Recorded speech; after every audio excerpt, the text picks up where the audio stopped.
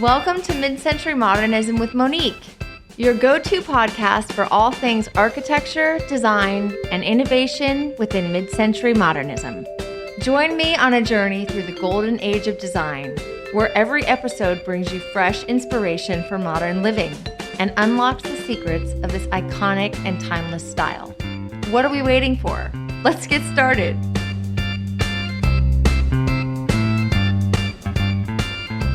Hello, everyone, and welcome to another episode of Mid-Century Modernism with Monique. I'm Monique Anton, your host, and I am here joined by two gentlemen, the owners of the Case Study House 26, Struckmann and Alfonso Cordon. How are you guys? Hello. Hi. Thank you so much for having us. This is great. This is very fun. So I know Cord from Docomomo. We're both on the board of this great organization for preservation. And I found out that he owns this house designed by Beverly Thorne. I'm supposed to say Beverly D. Thorne.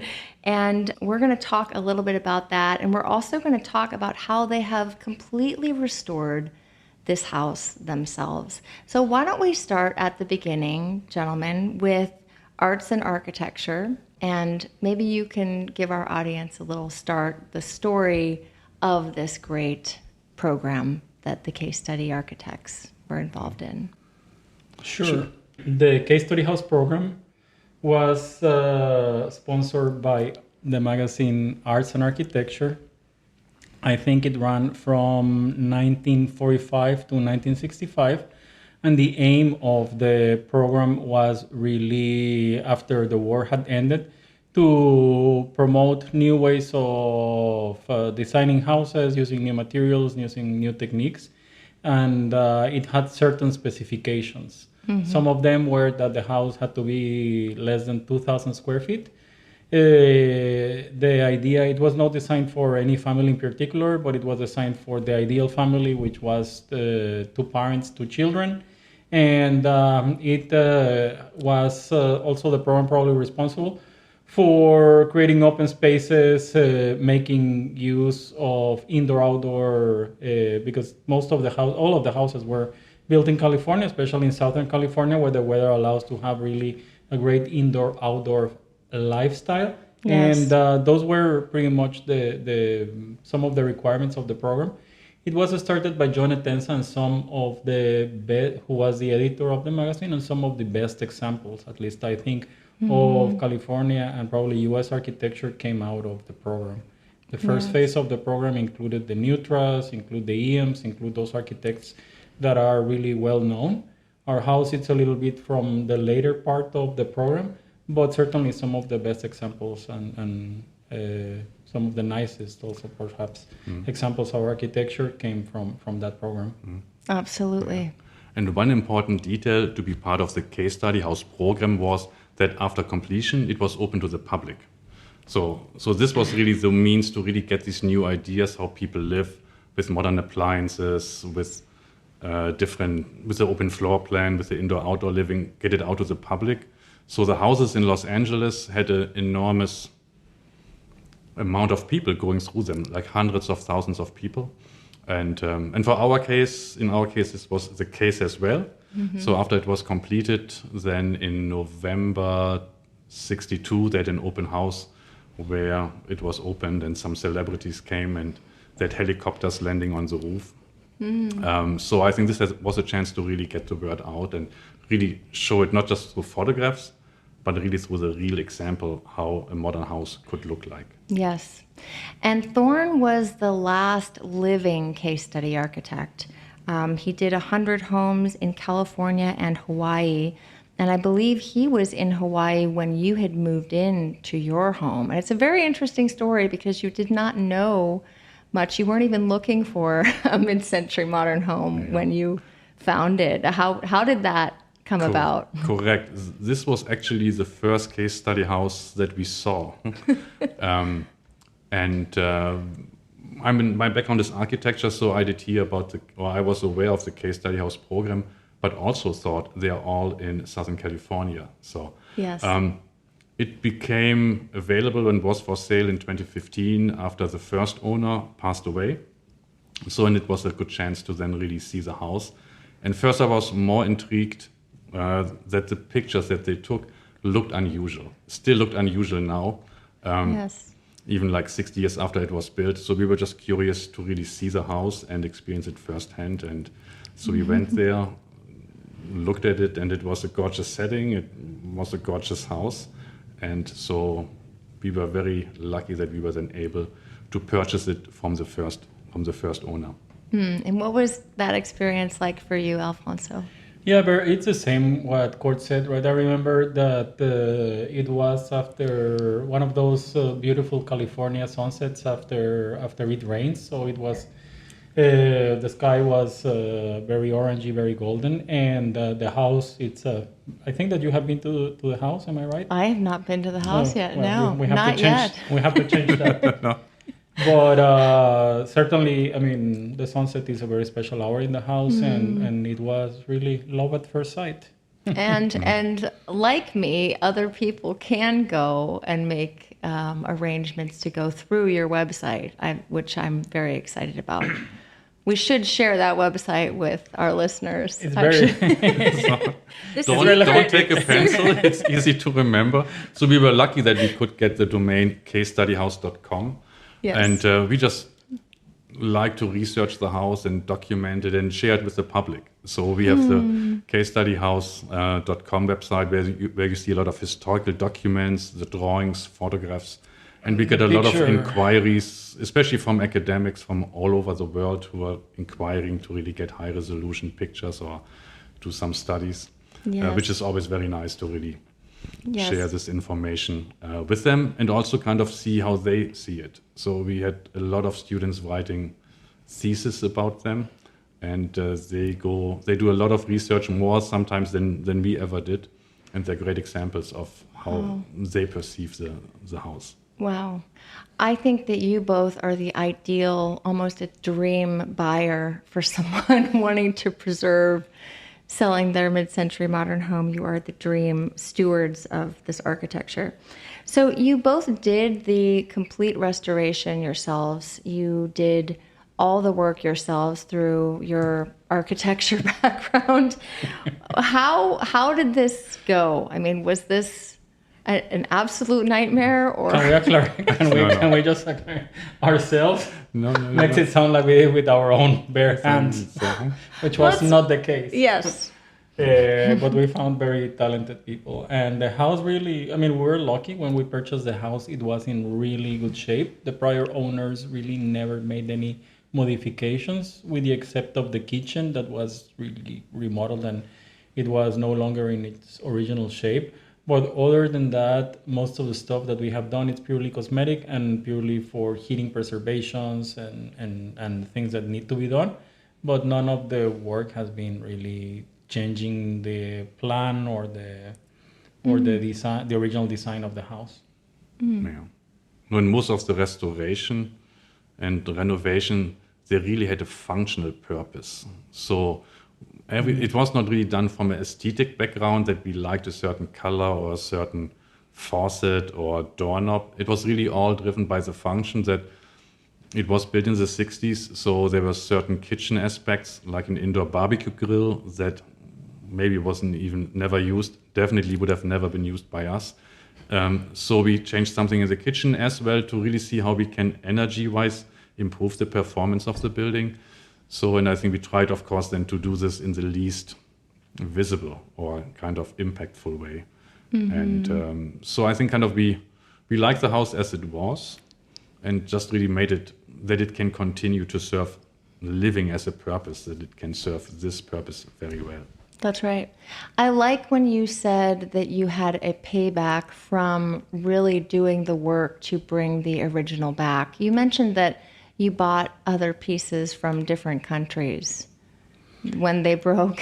So one of the I know things it's that a lot happens, one of the of things work. that happen is the construction techniques change, right? And especially with these old houses, sometimes the lever that you use for the toilet is no longer fabricated, or that. And in our case, there was one particular jealousy window that was not working, and when I traveled to Guatemala, they still make those parts over there.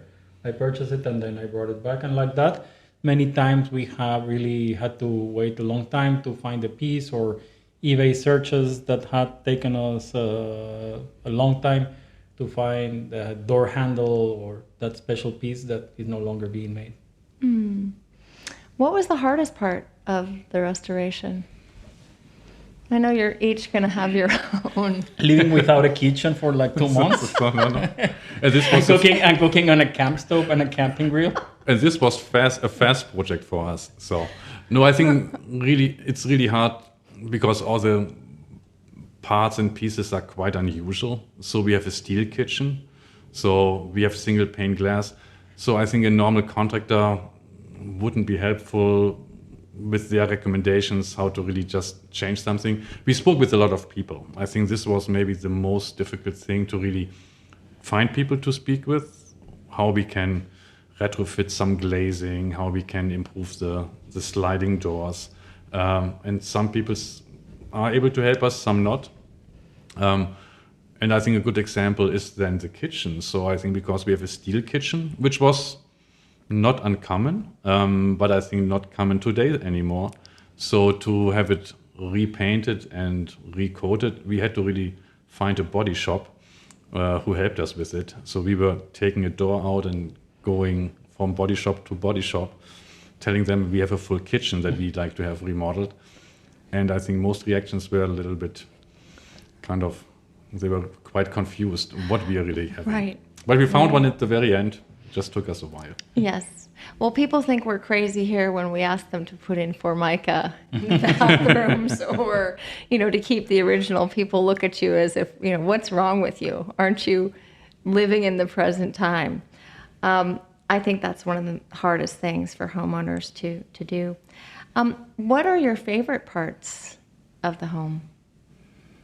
I think that the house, the open space, really lends itself to entertain. So entertaining is something that we enjoy. Entertaining at the house is fun, and that's something that we enjoy. Lots of daylight, especially around this time where we're at the start of the summer, right? So there's a lot of daylight. I mean, the house has floor-to-ceiling windows in both sides, pretty much.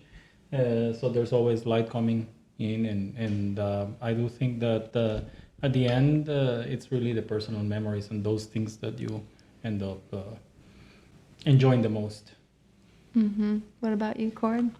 Yeah, I agree with Alfonso. So I think the light quality is really nice, and it's really more accentuated even because the architecture is quite simple.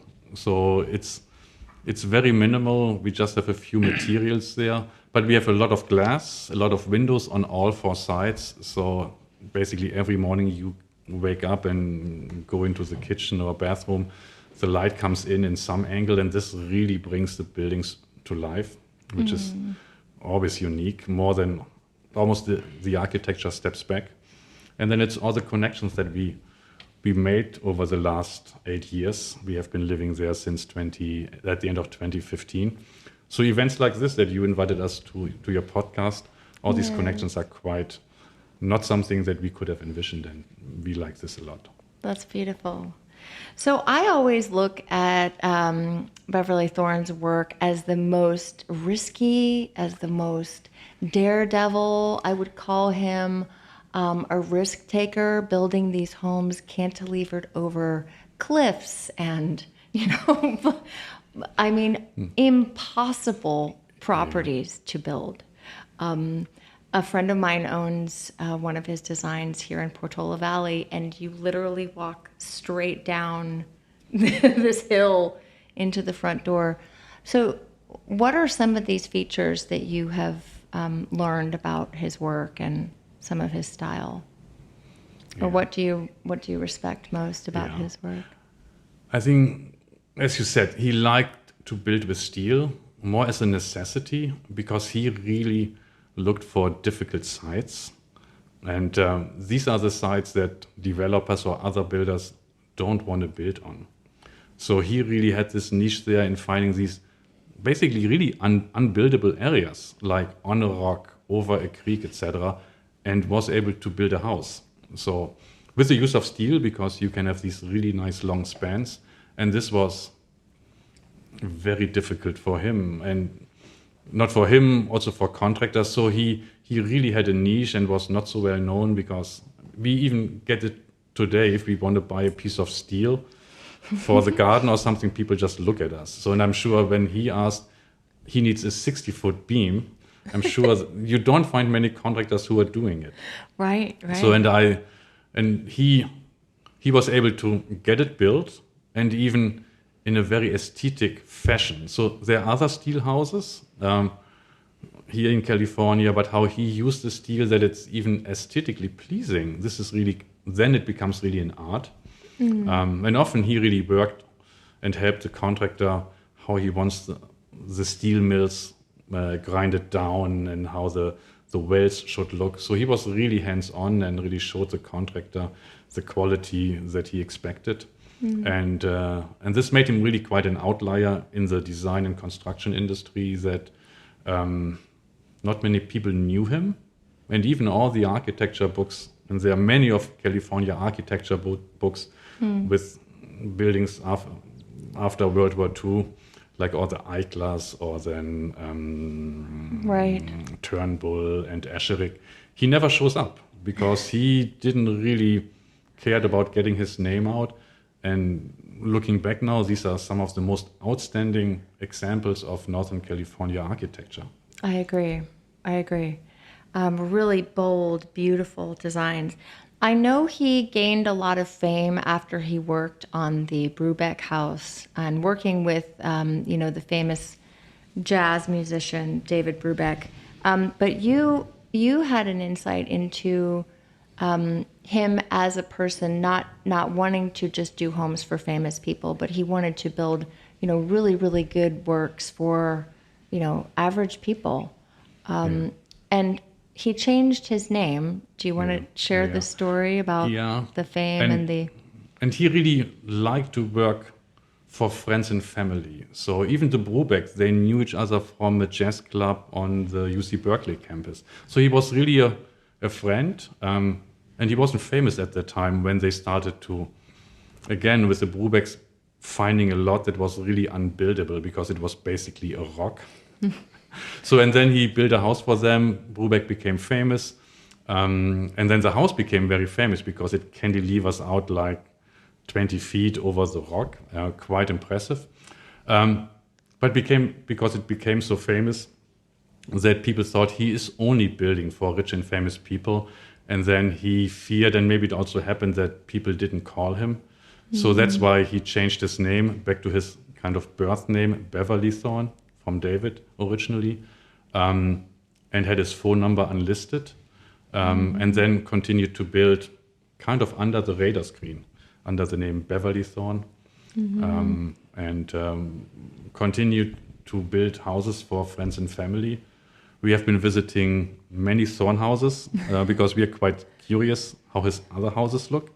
And when we meet often the second owners now, they have stories about the first owners. And they always talk about kind of how close the relationship between architect and the client really was. That he really custom designed the house for him, for them, for the family.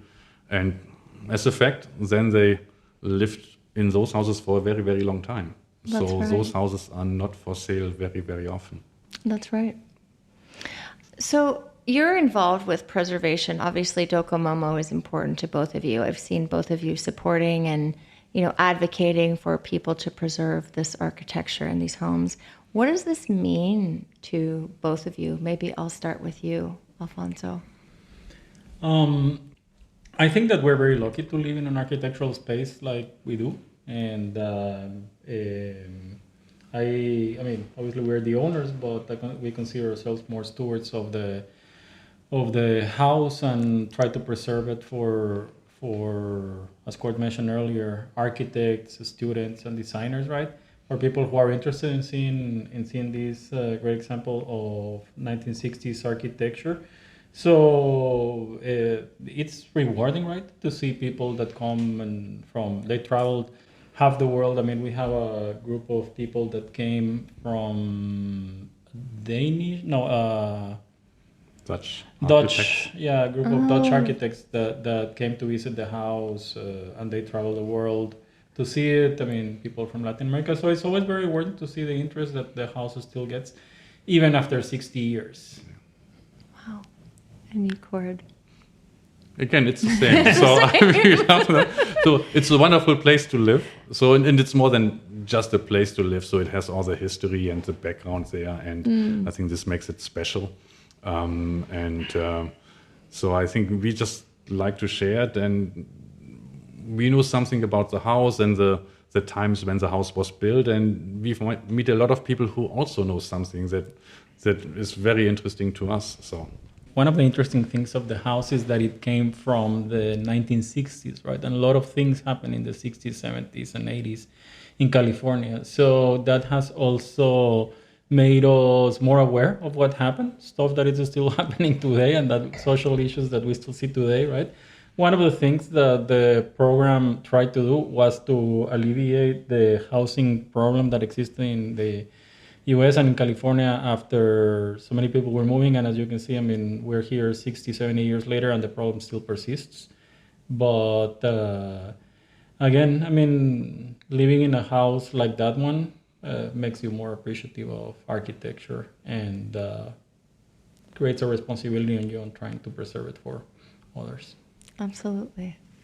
Yeah. I love how they look at each other as if you're speaking for each other in the same. I love that. One thing I must say is that actually you're interviewing at the most boring owners of the house, because the people who owned the house before, they really were the ones that you wanted to interview. No, I don't agree. He was a TWA pilot in the 1960s, and she was a flight attendant, and certainly in an era that was not what being a pilot is today, right? But an era where being pilot was probably considered being the CEO of the company. Yes. So I'm pretty sure that they had great stories and a lot of great things to tell about the house. Yeah. No, and we are lucky that and we are lucky that we are in good contact with the children of the first owner. So we hear a couple of stories from them, because this is so interesting that it's not that long ago. It's 40 years ago. So they still remember growing up there. They remember how it was living there. Even if they didn't realize at that point what a special house it is, I think they started to appreciate it more now. Yes. Or when they were older. And it's great to hear all these stories. So we really keep in, maybe a recommendation for other kind of house owners is it to really kind of record all the information that you can really gather, the things that are happened in the house and things that you change. So I think this is always very, very interesting it's more than the architecture. It's not just the wood or the steel or the sliding doors. It's really kind of how it was living in these houses. And we are still living in there too, and you can really see how this then relates to each other. Beautiful. And you have gotten to know a lot of these other owners, and what has that experience been like, kind of bonding with these other homeowners? Yeah, you have a lot of them. They are always surprised that we find them. We all have the same complaints. So the houses are too cold. Yeah. No, I think it's too expensive to heat in the winter. Yeah. And I don't know if this is even the biggest complaint. So no, I think it's super interesting because then to meet them, and then we are the people who interview them. So to really, why did you buy this house? So, and I mean, now kind of the name is a little bit better known, Beverly Thorne, especially since all the case study house books came out. But as some owners have been living since the 70s, 80s in those houses, and they made at one point the decision to buy it. And maybe all their friends ask, why do you buy a steel house? This still happened in 2015 when we bought it. So some people thought we are buying a fixer. And we were thinking, oh no, this is a really unique opportunity for us. Yes. And of course, we never regretted it. I love that. And you're doing something special. You've worked a lot on this for what would have been the 100th birthday of Beverly Thorne coming up next month. And this is going to be something special that Docomomo is doing. You can all check it out. Everyone listening, you can go to the Docomomo Northern California website and check this out. We don't have the exact dates yet, but we're going to be doing a tour. You know more about these homes that are involved in the tour. His 100th birthday would have been in the middle of July. So, and this is a great coincidence that one of his houses is for sale. So very likely we are able to do a special event at that house in the middle of July. So we don't know the details yet. So the best thing is to follow Docomomo Northern California or NOCA on Instagram, or to go to our website and subscribe to the newsletter. And then you will hear more. The house for sale is a very unique space again, and we are researching it, and we find again the same kind of close connection between the architect and client, how they developed the house. It's a triangular house over a creek. You couldn't build something like this again. And the client, which was a composer, musician couple, they were so grateful to Beverly Thorne that they composed an entire suite of music pieces about it. So there are a couple of short jazz pieces about the I-beam, about the triangle, and also kind of about tenacity, because I think they were quite struck how insistent Beverly Thorne was to really get these buildings permitted. Because the normal building departments, when someone comes with some steel drawings, they were thinking, are you building a freeway or a bridge? Right. So they couldn't really understand it. And we still get it too. When we have building inspections, they always ask us, where's the grounding here? You have a metal building. So he had to educate those people. And the owner of the music house, they were so grateful that they really had a whole music suite composed for him. We hope that we can play it during the Docomomo event at the music house in July. It's beautiful. Well, I can't thank you both enough for doing this podcast, for sharing in our bond of preservation, and everything you've done with the house is truly amazing. I can't wait to come and visit it. And for those of you listening, remember to go to casestudyhouse.com. I can't believe they got that website. And I can't believe it was available. And we'll share the Docomomo website with you in the links on our website as well. Thank you both so much. Thank you very much.